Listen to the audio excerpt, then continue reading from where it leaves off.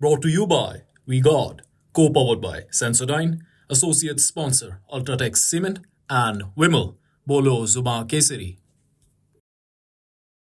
विकासाचं आहे असं तुमचं म्हणणं आहे ना? नाही आमचं नाही म्हणणं आहे, त्यांचं म्हणणं आहे. ते म्हणणं.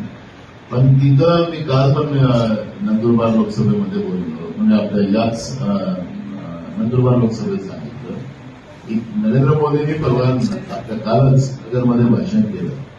त्यांनी म्हटलं की काँग्रेसनी आणलेल्या योजना आणि राम मंदिर सगळं काढून घेतलं, असं त्यांचं वाक्य आहे. तर आम्ही त्यांच्या योजना कोणत्या की गहू तांदूळ देतात ते तर आमचीच योजना आहे. यांची काही योजना आहे पण आम्ही प्लॅस्टिकचा तांदूळ देणार लोकांना, प्रामाणिकपणे तांदूळ देणार, त्याला साखर पण देणार, त्याला खायचं तेल पण देणार, डाळ पण देणार. आम्ही योजना वाढवणार.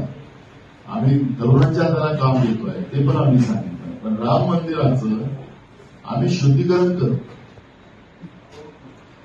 राम मंदिराचं आम्ही शुद्धीकरण करू, कारण की आमचे सनातन धर्माचे जे शंकराचार्य आहे त्यांनी या विधीला त्यांचा विरोध, आणि आमचे धार्मिक जे हिंदू धर्माचे जे आमचे जे श्रेष्ठ आहेत ते चारही शंकराचार्य, त्या शंकराचार्यांच्या माध्यमातून त्याचं शुद्धीकरण केलं जाईल. आणि त्या ठिकाणी राम दरबार उपस्थित केला, कारण की आता भगवान श्रीरामाचा दरबार नाही आहे तिथं.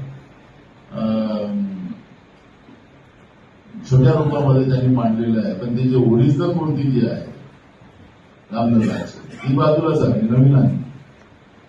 तर त्याच्यामुळे आम्ही रामलल्लांचा दरबार पण सजवू त्या ठिकाणी, आणि शंकराचार्यांच्या हाताने ते आमचे या धर्माचे जे प्रमुख आहेत त्यांच्या हाताने त्याचं शुद्धीकरण करू. कारण त्यांचंच म्हणणं आहे की आम्हाला हे विधी आमच्या धर्मासाठी योग्य नाही, तिच्या आई मरण पावली त्यांनी मुंडन केलं नाही, हे त्यांचं म्हणणं आहे, माझं नाही आहे. आणि त्याच्यामुळे या पद्धतीचं जे काही तिथं झालेल्या घटना आहेत त्या घटनेचं शंकराचार्यांच्या माध्यमातून एक शुद्धीकरण केलं जाईल. एवढं आम्ही सांगतो, त्याला सुधारलं करू, सुधार केलंच पाहिजे, पण ते धर्माच्या आधारावर केलं पाहिजे, अधर्माच्या. नरेंद्र मोदींनी अधर्माच्या आधारावर केलेलं काम. Brought to you by We God, co-powered by Sensodyne, associate sponsor Ultratech Cement and Wimmel, Bolo Zuma Kesari.